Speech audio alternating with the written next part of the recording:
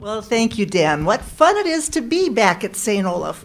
My Olies graduated in class of 11 and class of 13, and so for 6 years I was a regular visitor here on the Hill, and it's been a little less frequent that I've been here since then, Dan, so it's a treat to be invited back, and it's also great to see so many people we know in the audience. I could start rattling off names and get myself in trouble with omissions, but I'm especially honored that Dr. MARTY from Chicago is with us, John's dad. Thank you very much, Dr. Marty, for all you do. Oh my goodness. So thank you to St. Olaf, and thanks to this panel.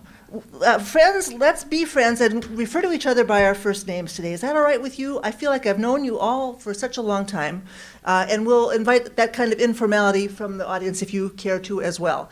It is, but I will note that it is was former Senator Ember Reichgott Junge. Ember was at the legislature for 18 years. John Marty for going on 30 years. It'll be 30 years next year. Steve's 28 years, and my number is actually a little past 30, I'll say. So I'm struck by how the legislature bug bit each of us and has continued to infect us. As years have gone by, each of us has had just a long connection with state government. And with that project of state building, which is an infectious kind of thing, and I'm guessing that some of you have been bitten by that same bug as well. These three people represent a range of ideas and approaches, but they have a shared commitment to building a better life for Minnesotans, and it's something I think that we have in common. Minnesotans habitually look to their state government as a tool for building the quality of life that they seek. State government sets the table for the future with all it does for education. It provides the infrastructure for commerce, for health and safety, and for growth. It's where we just naturally look, it seems like, as Minnesotans for solutions to shared problems. And through the judicial branch, it's where we settle disputes and hold each other accountable. That's, I think, a general framework that I'm guessing that all three of you would agree to, but as you know, the quarrels and the special sessions and the government shutdowns lie in the application of these principles to real everyday problems. We can, and we do, disagree in state government about when state government is the right tool and when it should be set aside or held in reserve or simply brandished as a threat, about where the balance lies. There's a SVIGGUM word, balance, between individual freedom and the limits that exist, for the limits on that freedom for the sake of the common good, and about what problems are really not susceptible to government solutions. Or maybe on the contrary, what problems are we avoiding, neglecting, when our reluctance to employ government as a tool is deepening and prolonging human suffering? That's what we're going to talk about today. Now, each of you has prepared a few remarks. And my job at the start here is to give you all a nice fat softball that can suit just about any comments you plan to make. But here it comes. Here's the softball. Is the tool of state government being deployed as it should be for the sake of what we've advertised for this forum, for a free, fair, and prosperous Minnesota? Why or why not? Should we start by seniority, in which case I think it's Steve SVIGGUM first? I think it is, yeah. Seniority counts at the legislature. I think that's a way of just saying I'm the most chronologically gifted. Is that correct? Well, you're close to the rest of us, I think. So that's the last political correct thing I'm going to say today, because I do not like political correctness at all. It's not my motive in life to do that. But as you introduced Dr. Marty, I have to introduce two people too. Please, go right ahead. Yes. My college friend that I played football and basketball with, Bob Schumacher, back in the back there, just a great friend of mine. And in front here, a professor. When people start in St. Olaf, your children, the same as I, half of us, maybe 60% of us start with saying we're pre-med. I was pre-med until I met Wes Pearson in organics and organic chemistry. That changed me. He's the filter for the medical profession. He filters a great percentage of us out. But my sons got through them anyway. I couldn't do it, but my sons did. Lori, government works in Minnesota. It does work. We have our struggles for sure, and I didn't prepare a lot of remarks, but it works because we have a little bit of that quote Minnesota nice amongst us. Congratulations, Senator Marty, on your award. Very, very proud of you, and very glad you're getting it. Very, very deserved. But as a Minnesotanites, we try to get together. We recognize, I think, in this state as much, maybe more so than other states. We're pretty arrogant about ourselves in Minnesota once in a while. That you can't govern from the extremes. You can't. They make great talk show hosts, and they make on both sides, by the way. Whether I'm listening to KSTP, Rush Limbaugh, or to 950 on the other side. Great talk on talk shows, and they make great political speeches, but you can't govern there. And I think in Minnesota we've generally realized that the word balance is very, very important. That balance is important in our governing styles.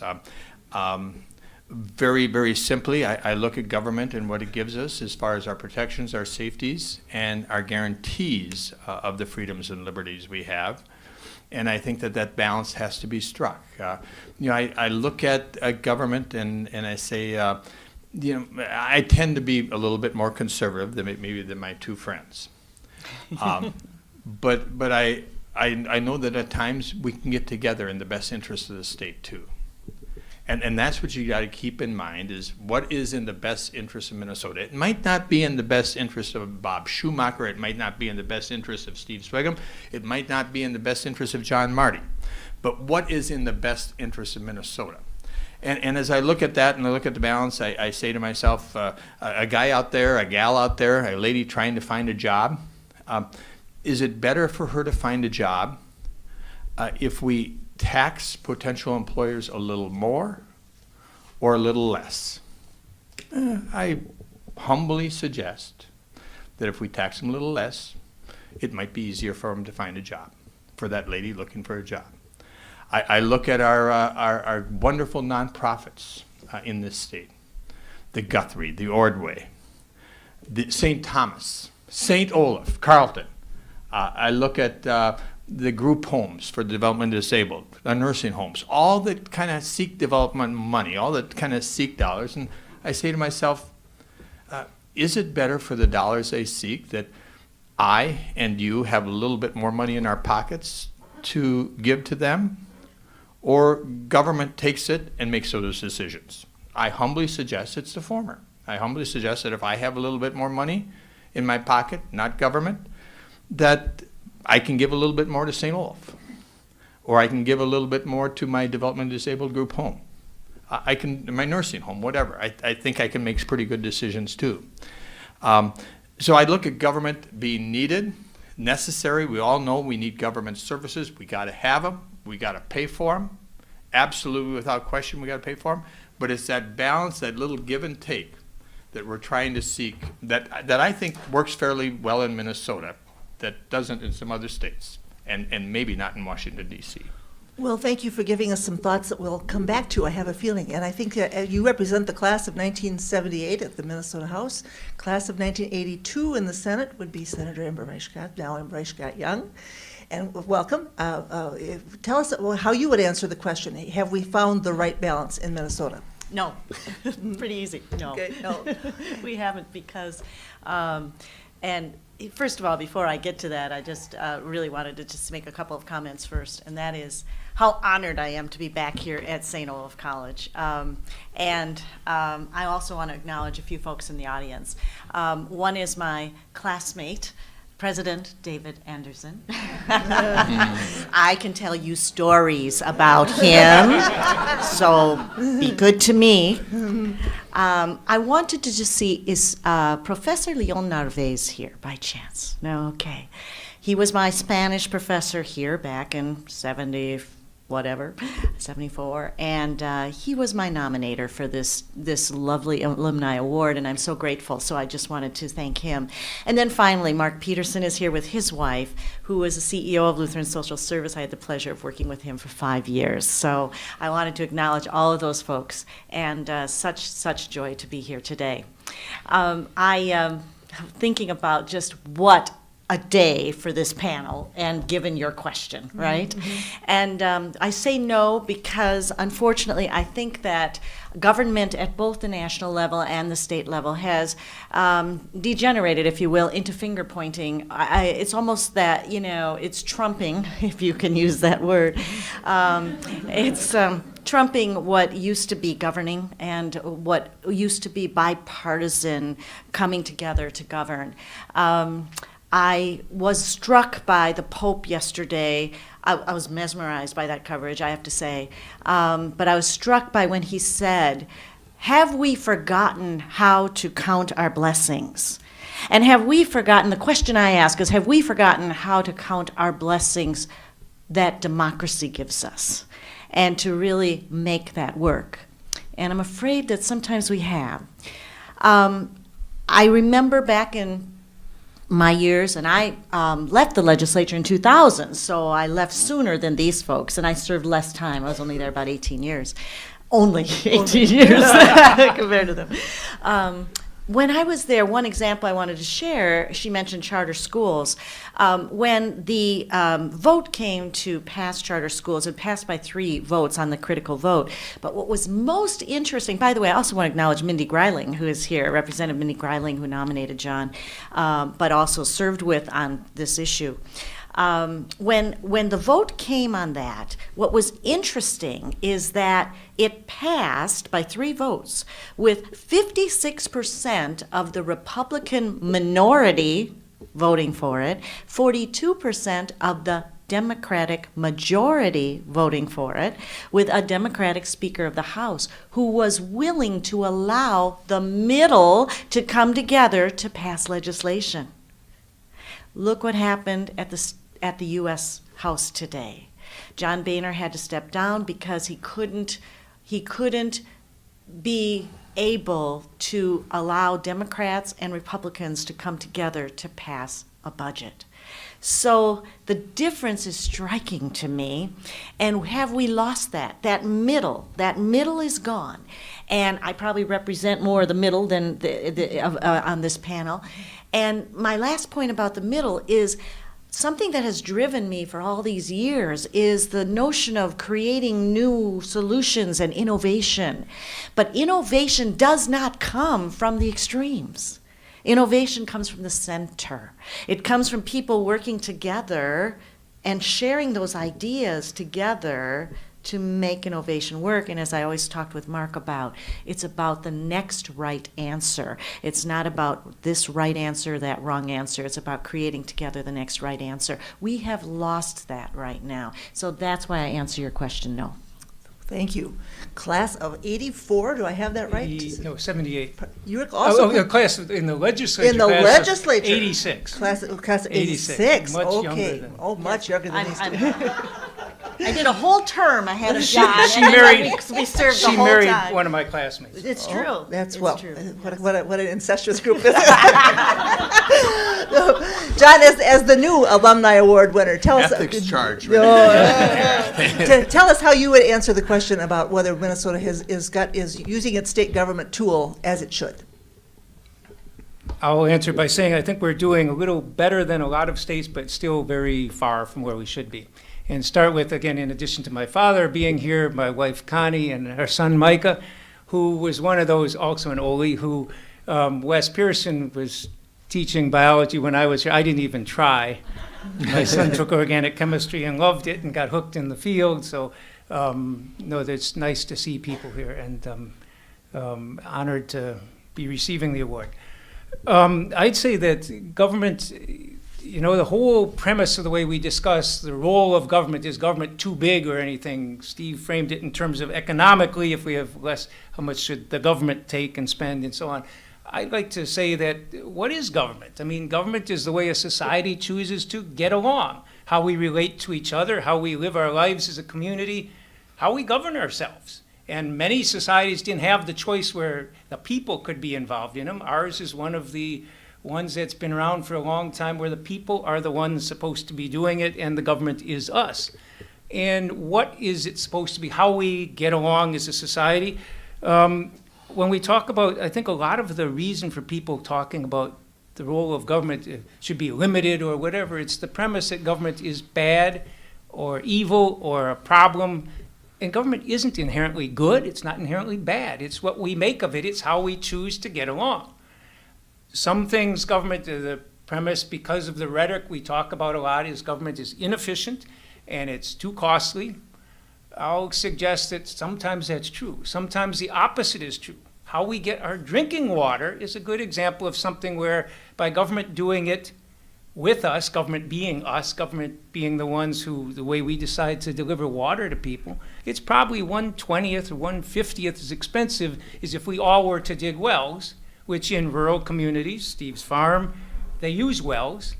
But when you try and test the water for safety, test the water for contamination, first of all, it's a lot cheaper to have water infrastructure for a community. And second of all, most people would have no way to know if their water was safe or not. No way to do that unless the government does it. So government has some very important roles as we figure out how we're going to relate to each other. Decision to have, quote, less government means to say government's not going to take a position on something. Let the market, let society, let those who have the clout to do what they want, do what they want. And I'll point to an example. I've spent a lot of time, I'm currently chairing Environment Committee, and over the years I've tried to ban a number of toxic substances. Usually, I think most people, if they go to the grocery store, they assume what they're buying is safe. That somebody is there making sure that they're not allowed to sell really toxic stuff. That's not the way our society does it. With new chemicals, we make the presumption they're safe unless you can show almost beyond a reasonable doubt that they're dangerous. I've seen this happen a number of times. Copper chromated arsenate, CCA treated wood was the old green treated lumber you used to get. You can still get green treated lumber, but it's a different copper compound. I remember introducing a bill to ban it based on some of the risks of it. The industry flew in, it was a weird thing for industry to do. They flew in lobbyists from Georgia Pacific, all around the country, that were waiting for me one day when session went long, and I had told my office to send them home because we'd be extra couple hours from when the time of the appointment. And when I found them still hanging around, I asked why they're still here. Well, they're from all over the country, and they were coming here to try and talk me out of carrying this bill I had introduced. Normally, they don't go to the author of the bill. If Steve's got a bill, they're not going to talk to him about it. They're going to go to the others and try and persuade them to work against it. Totally safe. We got books of stuff to prove to you how safe it is. And I had trouble. They didn't even get a hearing on the bill. And within 3 years, I think it was 2 years later, EPA announces a settlement with the industry. They will permanently withdraw the product from the market. They will no longer do it because of the toxicity of it. The risk of it, it's not okay. Children's playgrounds made out of it. We had one made out of that. Not a good thing to do. I remember last year I carried a bill successfully to ban triclosan, which is a antibacterial thing. When you buy antibacterial soaps, that's the product that was in it. And this was introduced, I don't know, 20, 30 years ago. And if I'm trying to sell soap and Ember's trying to sell soap, how do we distinguish? How do we make our brand better? Well, mine smells better. Well, yours looks better. So what do? Well, those aren't really going to make that much difference. So ours is more effective. It's antibacterial product in it. Becoming study after study, year after year, depends who funds the study. The industry has plenty to say it's perfectly safe, but lots of others were saying it could be an endocrine, a hormone disruptor. Others were saying risks of other things. There was a new study coming out this last week, suggested, first of all, it does zero better than ordinary soap. Unless you wash your hands for 9 hours, they said it would have an impact on the difference. But it has modest health risks. It's not the best idea to use it, and the industry is slowly moving away from it. The industry fought, the chemical industry fought against the ban, saying it's perfectly safe. We've been trying for 10 years, people have been trying to get rid of it. It will go off the market now, but just because finally the pressure is getting there and the industry says, okay, I think the role of government is to step in and make logical decisions. I don't want to talk too much about, mention one more example. Healthcare. I think when we talk about healthcare, the proposal, I've got a universal healthcare proposal. It would be seen by some as more government intrusion. It would probably be a lot less intrusion in people's lives. would replace our health insurance system with a health care system. And it would cover everyone for all their medical needs, including chemical dependency, including mental health, including things that we don't talk about like dental care, cover everything. And the logic of it is that we've got experience from looking at other countries and studies here. It's actually far cheaper to cover everybody for all their medical needs. Why don't we? Well, it takes away people's choice. No, in our country, if you get health care, there are two groups that ration it, insurance companies and government. I don't think those folks should be rationing. Who should ration it? Doctors and their patients. How should we deliver health care? I think we should treat it as a public need, like police and fire. Every one of us needs police protection, fire protection. We don't know how much. If you get health care, same thing. Some of us need a lot more. If you get cancer, you may need 10,000 times the care that somebody who doesn't get sick. But we don't know in advance, and there's no logical way to insure for it because the people who are sickest need the most expensive care are the ones who can least afford it. And if you go home tonight and you find your home's being burglarized, and you get on your cell phone and call 911, the one thing that will happen anywhere in the state, they will ask you stuff to see if they can help. They will not ask, do you have police insurance? Does your policy cover home burglaries? How are you going to pay the deductible? They don't do that. They come and they help you. And it actually makes a lot more sense to do that. And when we talk about freedom and choice, throughout the Affordable Care Act debate, there was this thing, did Obama lie or not, when he said, if you like your health plan, you can keep your health plan. To me, that was totally beyond the logic of what people care about. Seniors have not just health insurance, and if they get it, dental insurance.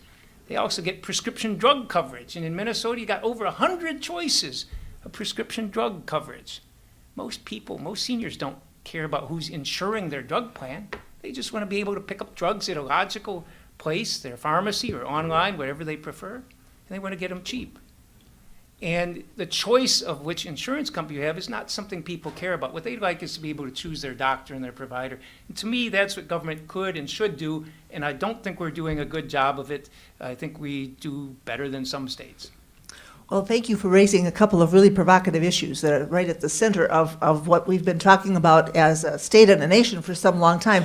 I want to raise one more, and I also want to advise this audience that we're going to leave plenty of time to get you into the act, so be thinking about a question you'd like to ask this panel or an issue you'd like for us to discuss. Friends, this week I have been assigned to produce a long editorial that will run in the Sunday paper about some new census data that came to Minnesota that showed that among our state's African American population from 2013 to 2014, incomes dropped rather dramatically. 14% increase in the poverty rate, 5% increase in the poverty rate among that population, 14% decline in median incomes among the African American population. This comes at a time when our white population is no longer growing, that all the growth we see is coming from people of color in this state, and that at a time when we're facing worker shortages looming already in greater Minnesota and in key industries in the metro area and coming soon to a business near you.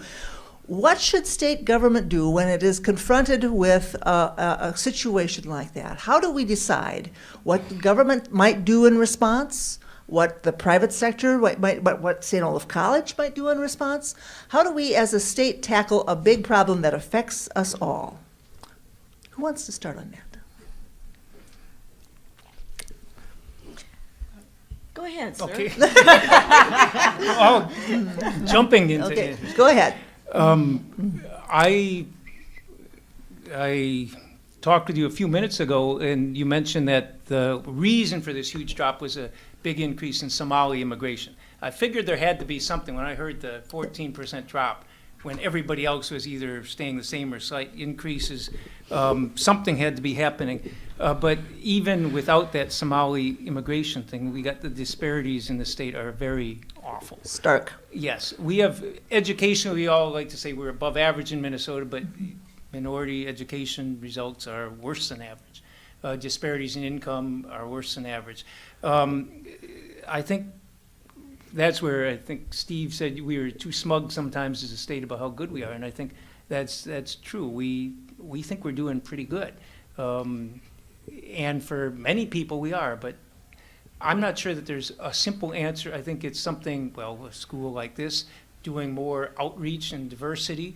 My freshman year here, 1974, the year you left, we had the American Indian Movement. They had several speakers, a 3-day symposium on campus.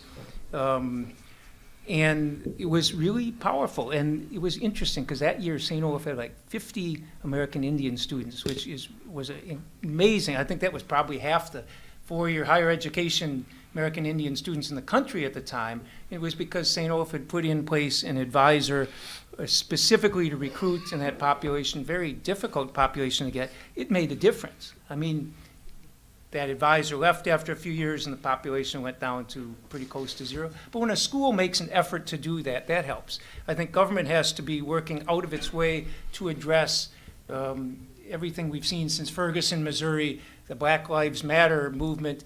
I think it shows us how people who think we understand these issues, we've never experienced that. We'll never understand what they're going through. And I think we have to realize how much more we as a state have to do. Any ideas, Ember, that you'd like to raise? First of all, that issue goes so far beyond what the state legislature can do. I suggest that it goes to all 3 sectors, and that only with collaboration among the nonprofit community, the business community, and government are we going to actually be able to address that. Everybody has to be part of that. And so, but what can we do? And by the way, the other thing about it, the other thing that's so broad about it is, just read an interview by Minnesota Supreme Court Justice Alan Page, who just retired. And in there, he said how little progress we've made on racial equality, right? And one of the things he said that struck with me is until each and every one of us acknowledges our inherent biases, we're never going to make progress. So when I say this goes well beyond what a legislature can do, it goes to every single one of us really understanding racism and participating in anti-racism kinds of trainings. That being said, what can the legislature do? And I look at Mindy because you know where I'm going with this. The achievement gap is so huge in education, the largest in the country. And I live now in downtown Minneapolis. So where we start is we start with education and we start with preschool. Now there's lots of different ideas about what we do with preschool and how we do that. But all I can say is that right now, that's where we have to start. If we're going to close this achievement gap, we need to start young, and we need to also work with the students that are coming up. And so that's why I advocate for public school choices, so that we can meet the needs of every single child. But I think that's where it's got to come from. So I just leave it at that, education. Speaker SVIGGUM, I remember that your old sparring partner in negotiations was a fellow named Roger Moe, who would talk about the convening role of government and the convening role of elected officials. Is there a convening role to play here? Government has a role. Business has a role. The nonprofit has a role. The family has a role. Member didn't mention that fourth leg, yeah, which right. is, I think, very, very important. Disclaimer to begin with. I am not a judgmental person. I am an observing person. I try to observe what happens in real life, in reality, and what's happening in our state as well as our country. I understand difficulties. Maybe you're right, John. Maybe we can't understand some of the problems and the challenges that people have that you and I didn't have. You had a pretty good role model in your father. Our minority community needs more and better role models, more of them, whether it's in schools, in education, whether it be in their home, whether it be in their community. And then we have laws that don't allow us to do it. We need more minority teacher, good role models in school. And we got laws like LIFO that don't necessarily allow us to do that. The teachers union, my wife's union, decides that that's not going to happen. It's not going to be passed. But mentorships are very, very important. Investments in targeted scholarships for young children, very, very important. Targeted scholarships. We probably can't afford all-day pre-K, but we certainly can afford to choose targeted scholarships. Opportunities in education and business. The charter school movement, great. Absolutely awesome. You've got a few schools that aren't doing well. I can understand that we've got in any group of association of groups, not everybody's going to perform at the top level. But Ember, you are to be thanked. I also think honestly, that if you happen to be a poor child in a school district that's not performing well, which we're not going to find out anymore as we get rid of MCAs. I hope we keep MCAs because you have to keep in a standard of achievement. You have to keep a standard of performance. Folks might not know what MCA is. The Minnesota Comprehensive Assessment Act. Tests. Tests. Very, very important to measure progress, to measure performance. Some schools aren't performing as well. So tell me why a poor child in a school that's not performing well shouldn't have an opportunity and a chance. Sounds like a voucher, maybe a limited voucher, but I don't think that's what. Give that child a chance, and I believe that. And then I'm going to get to the family, and I will offend many of you. I apologize, but it's what I observe. I'm not judgmental. It's what I observe. When you look at success and failure in life, it's not a hard equation. It's hard to live. It's hard to do it. But if you get a little education, it doesn't have to be a St. Olaf education. You know, it can be a Carleton education. Oh, that hurt. Carl's, Mr. Anderson, are there Carl's watching? We're friends now. Okay, well, we didn't used to be. No, I'm teasing. You know, I'm teasing 95% of the time, and Lori knows that. There's 5% that you had to watch out for that I wasn't. But if you get and I'm back to this soapbox, and I'm observing, if you get a little education, get a little training, you get a job, you keep a job. You get married, you stay married, and you don't have children out of wedlock. Now, I understand there's lots of problems that I can't relate to that prevent those things from happening. But that's a pretty simple formula, folks. And if you run that formula, I'll bet you there isn't 1% of those folks running that formula that are in poverty today. Except for the women who have had sexual abuse problems, issues like that, and so there's always exceptions. Well, I'm glad we're Steve. creating a little Always controversy here. I said exceptions. I Yeah. don't understand all the problems, Yeah. but it's a simple formula, Ember. And we have problems, we have things, opportunities. We got to create more opportunities for those folks that run into those problems. But it isn't a hard formula. It is the case, I will say about this population that I spent the week studying, that the African-American population in Minnesota is working at the same level that the white population is. And the immigrant African-American population is working at a higher level. These are people who have a strong work ethic and are working. But the jobs they're qualified for don't pay very much. So is a higher minimum wage part of the story? I would say so, but I want to get back to, I'm not going to disagree with Steve that getting an education helps, that working hard helps. All those things make a difference, but there's so many people they don't get the same starting point as we have, and they have challenges. I mean, we took a tour a couple of years ago, the Poverty Commission a few years ago. Poverty Commission took tours around greater Minnesota, and the challenges people face are just incredible. And to me, any one of those challenges you could overcome, or I could overcome. But stack one on top of another, and the mother trying to get her car breaks down, she tries to get her kid to daycare and get to her job, and she loses her job because her kid gets sick or because her car breaks down, and one thing leads to another, and the deck is stacked against people.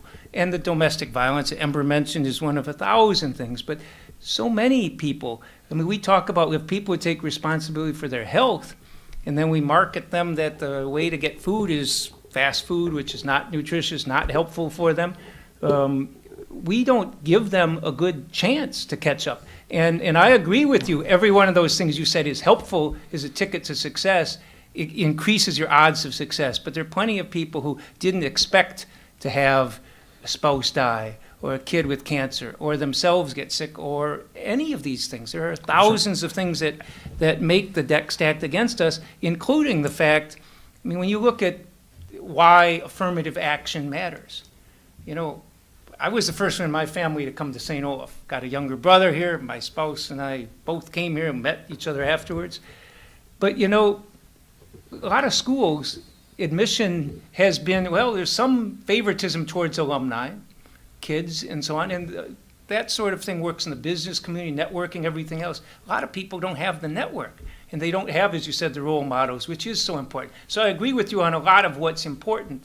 But I think what we have to recognize is there's so many thousands of other things that stack the deck against people. Totally agree, Senator. Absolutely agree that there are obstacles, that there are problems. But you also did mention that sometimes self-responsibility does take hold, too. And we as government, as you know, in Minnesota, we try to help people with those opportunities. We try to help. We have grants. We have scholarships, grants and aids. We have our wonderful social service system. You know, we have mentorships in schools. We have lots of things. You know them better than I, because, Senator, at some time or another, government needs to provide that equality of opportunity. Government cannot provide equality of result. It simply cannot. Let's get Ember into the conversation. Then I want to add one more big topic to the table before we get the audience involved. Go ahead, Ember. Just another comment, you know, Steve, you and I are so aligned on education, on all those things that you mentioned before, but on this one, we are not. I'm more aligned with John, and here's why. What's this one? I don't know what we're This talking one, about. on this one. issue of income Disparities. inequality and that sort of thing. But here's one piece that hasn't been brought up yet, and that is there's so many people in our community who are dealing with really difficult issues of mental health that just can't get the services that they deserve to help them with just, you know, just mental health issues because of family dysfunction and such, you know, that they've experienced. So that's number one. And you know what? The cultural mores, it's taken time to change. When I was in the legislature, I served on the Gender Fairness Task Force. And in 1990, well, it was in Lori's book. If you have not read her book, Her Honor, it is amazing. It is really good. But anyway, in this book, we talked about the Gender Fairness Task Force, and I will never forget when we had a hearing on domestic violence, and we were talking about the court's fairness in this. In 1989, this occurred where a woman went into the courtroom and was suffering from domestic violence issues, and the judge said in the presence of the courtroom, you know, ma'am, if you had had dinner on the table at the right time, this would not have happened. Okay, that was in 1989, folks. We have not come that far. So domestic violence, sexual assault issues are still out there. And as the woman on the panel, I need to bring that up because we still haven't resolved that, and we see that still today. The big issue I wanted to lob into this conversation has to do with campaign finances and the money that is expended on lobbying. John, I think you were the one who said earlier that government is us. Unfortunately, a lot of Americans aren't sure that's true anymore because it feels like government is special interest money, the kind of money that is spent in now pretty much unlimited ways on campaigns, and certainly the kind of money that is spent on lobbying. John, I'll toss this at you because you've spent a lot of your career looking at how we can make sure government is still us and how that influence of money can be fenced in. Is it, after such a long time of effort, what have we learned from that experience? Is it possible to limit the influence of money in politics? I think it's absolutely possible. I think the U.S. Supreme Court has made it absolutely difficult, extremely difficult. Some people say, let's go back before Citizens United and the super PACs and all this stuff. That made it a lot worse.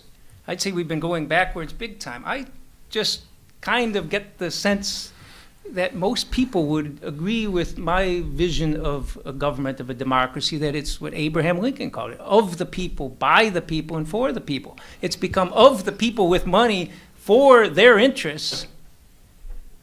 And it's not what we need. I mean, money just rolls over everything. And I'd say, I'll give you one quick example. There's a guy, businessman from another state, who started investing money in Minnesota in 2005 in elections.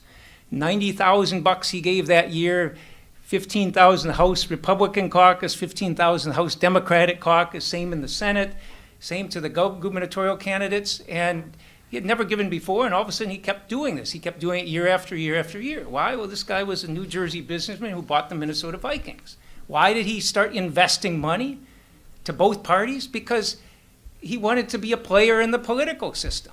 He came through and he ended up getting a stadium that the subsidy, the way I break it down into the football subsidy, is the taxpayer subsidy for the new Viking stadium totals $72 in taxpayer subsidy for every ticket to every game, including preseason games, for the next 30 years. 2 people go to a Vikings game, that's $144 the taxpayers put into that. When you count the property tax, the sales tax breaks, the subsidies directly, that's a lot of money. He put in only $3-4 million, I'm guessing, lobbying. Probably not that much in campaign contributions, but it influences the way the whole process works. And to me, it's not that he's a bad person for giving money or we're bad people for accepting the money. It's what we're guilty of is being human. It's not a corrupt people problem, it's a corrupt system. And I'd make the analogy that if we looked at politics the way we look at other realms of life, let's take another one that Mr. Wilf knows pretty well, football. If before the next Packers game, if the owner of the Vikings decided he was going to give $1,000 contributions to the referees because, you know, they got kids in college, they get a hard time, they deserve our respect, they're good people. So he gives them $1,000 apiece. I don't think the league would say, well, we're going to watch those guys pretty carefully, make sure they don't throw the game to the Vikings. They'd throw the team off the field, fire the referees, and say you can't do that. Why? Because it's patently obvious there's a conflict of interest there. Not because the officials would be cheaters or bad people, but it's human nature. It influences everything we do. And to me, we have to go back to the whole concept. The Supreme Court in 1976, they said the point of the First Amendment, most important amendment presumably being the first one, is that we want a First Amendment, so we have free speech, so we have the right of all points of view, no matter how diverse, no matter how unpopular, to be out there and heard. And they said, you know, if I don't have any money, I can tell you. If I have money, I can have a megaphone. If I have a lot of money, I can have TV ads. So more money equals more speech. And they made that decision that that's the case. And my argument is they're exactly right about the point of the First Amendment. They're the constitutional scholars, they're right. They're exactly wrong about the impact of money. The more money that goes in the process, it doesn't educate people more. It doesn't get more points of view out there. It crushes 99% of the points of view. People say, well, look at business and labor. Both of them have big money. They fight each other. Most business and labor issues may have 10 points of view, and only 1 or 2 of them get represented by the money. To me, the money is corrupting the process. So I'd say that's our number one task. I think it's doable, but I think it takes, at this time, either a new Supreme Court or a constitutional amendment. Do others in the legislature see it John's way? Ember and Steve? Well, I'm going to just share a story. When John and I were serving on the same elections committee, we had this debate about the $5 cookie ban. Remember that? Okay. So at the time, we were allowed to have $5 worth of cookies, but John wanted not to have the $5 cookies, and I was fighting to have $5 cookies. And the bottom line is John won.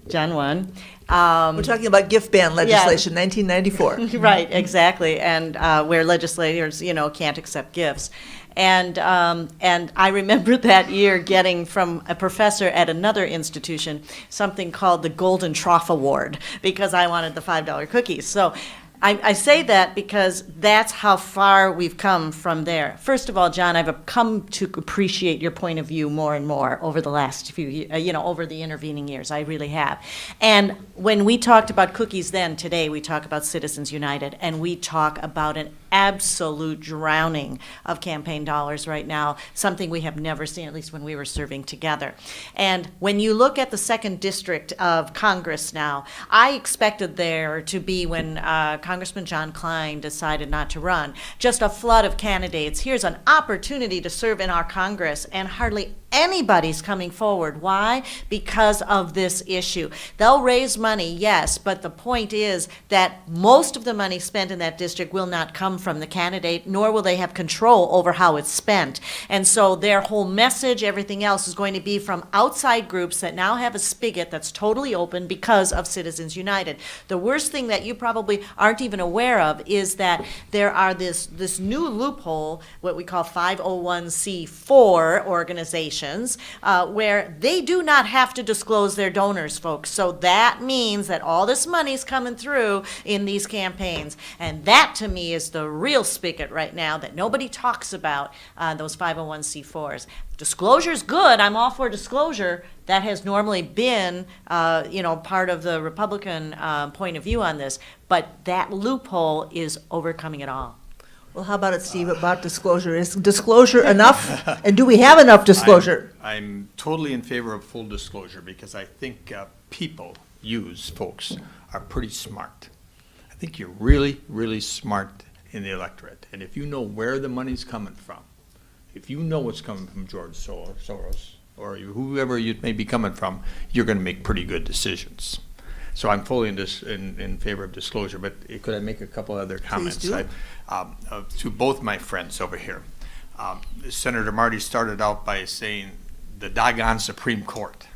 So my idea is, okay, well, he's going to change the Supreme Court. He's going to stack it like FDR was going to stack it in the 1940s. Pack it, I think, yeah. I thought it was stack the court, No, pack the court, pack the whichever. court. I mean, bad idea 1940s FDR, bad idea John Marty. So you're not gonna pack the court, or I call it stack the court, like FDR wanted to do, because he wasn't going to get his way. There's that little thing called the Constitution right there. There's a little thing called the First Amendment, and the First Amendment is extremely important to each and every one of us, and I think the court is interpreting it correctly. Now, when you get to Ember's comment about the 501c4s, she is correct. Some disclosure is not necessary unless you use those magical terms. Oh. If in some type of a ad, the magical term elect, re-elect, or vote for, something that talks directly about campaigns or election, then you do have to disclose That is correct. You do have to disclose. So I don't want to think it's wide open, as you kind of portrayed. Now, the interesting thing is that in Minnesota, let me talk about 2014. Most of you think it's those doggone rich Republicans, right? Who were the three biggest spenders in Minnesota in 2014? All Democrat-leaning groups, right? Starting out with ABM, Alliance for Minnesota, which most of the money came from out of the state. Then there were the unions. I forget what was in third place, but the top three spenders were all Democratic-leaning, 99.5% basis. You know, only in America, folks, can you go to a fundraiser at $35,000 a plate and talk about campaign finance reform. Only in America can you do that. It's a wonderful country. And not in Minnesota. And not in Minnesota, no, but Mr. Obama was I think in California, talking about campaign finance reform, if I remember correctly, $35,000 a plate. It's a great country. So the bottom line to me is disclosure. You got to protect the First Amendment. You just got to. You're not going to pack the court, and you should not. It has to be full disclosure because you guys and me are pretty smart when we know where the dollar comes from. Can I comment one thing on that? Sure, First of all, sure. as one who ran for governor accepting no more than $100 per person with no PAC, no lobbyist money, no soft money, and got beat, I would argue not because of that, but because of 20 other things like Newt Gingrich's contract on America, which slaughtered virtually 100% of challengers. 94 was a good year to be a Republican. It was a good year to be a Republican. 2006, But my point 2006 is, was not. One of the things I was criticized for was tying my hands behind my back, and it may have done some of that. I did that partly, other candidates who I was running with, I refused to criticize them for taking money and playing by the rules everybody plays by. But I was criticized for tying my hands behind my back, but what I would say is those who take the money but want to truly support campaign finance reform, I think that's important. And second of all, I did not say I want to pack the Supreme Court. You said change the court. I said what I really want is a constitutional amendment. And I proposed a resolution to Congress because 34 Fair states enough. pitching it. And my whole point is, as I said, I agree strongly with the Supreme Court's interpretation of the point of the First Amendment. Its interpretation of the First Amendment, the thing they are totally wrong on, and they even acknowledged in the Nixon shrink pack case in Missouri a number of years later, we really don't know about the politics. We're not the political ones. We don't understand the campaign finance system, so you guys could make a case for it. But since that time, they've just run roughshod over that. And bottom line is, to me, it's a question, is it government of the people or is it government of the money? And we've turned it into the other one, not because of crooked people, but it's an absolutely system ridden with conflict of interest. Could I have 20 seconds, Oh, Lori? just 20 seconds, because 20 I think people are really I wanting to ask a question. I need 20 seconds Okay. if I could, just Okay. to Okay. open He's my got my heart. arm pretty tight here. Go for it, Steve. That's an advantage. To open my heart to the group is here. I can only get Because John's this was raised by Senator Ember, and that's the 2nd district, which this is in, Rabbi. Oh, are you about to make an announcement? No. I was asked to ask you. Shucks. Yeah. I can call the newsroom real quick. Last Thursday night, I mean, I was interested. I think that'd be fair to say. I was interested. I talked to a lot of people. Unfortunately, very few of those people were from the 2nd district. Darn. Mostly I was getting calls from the 3rd district or DC or, Minneapolis or some other place, or even New York, but not necessarily the 2nd district of Minnesota. And I sat down last Thursday night on the couch with my wife after getting home from the university where I am a part-time professor. And I decided, John, Ember, very open with my heart, that I didn't want to be a dialer for dollars the rest of my life. And it would have taken that to run. I would have had a dial for dollars at, $5,700 a crack, I think is what they can take from an individual. For the rest of my life, I'd have been dialing for dollars. You don't go out and meet people like this. You don't go out and shake hands. You don't go out and door knock. You don't go to organizations. You're on the phone 70%, maybe 80% of the time. And it's just wrong. Because I looked at the opposition, who's been announced from the Democratic side, and there's 2 persons who are extremely wealthy, extremely. And we're not talking 5, 10, 15 million. We're talking another zero in there. Well, and that's exactly, Steve, what I heard from a number of other prospective candidates, people who have taken their name off the list because they don't want to have that much of their waking energy devoted to fundraising. Let's find out what's on the mind of this audience. We have about, 25 minutes.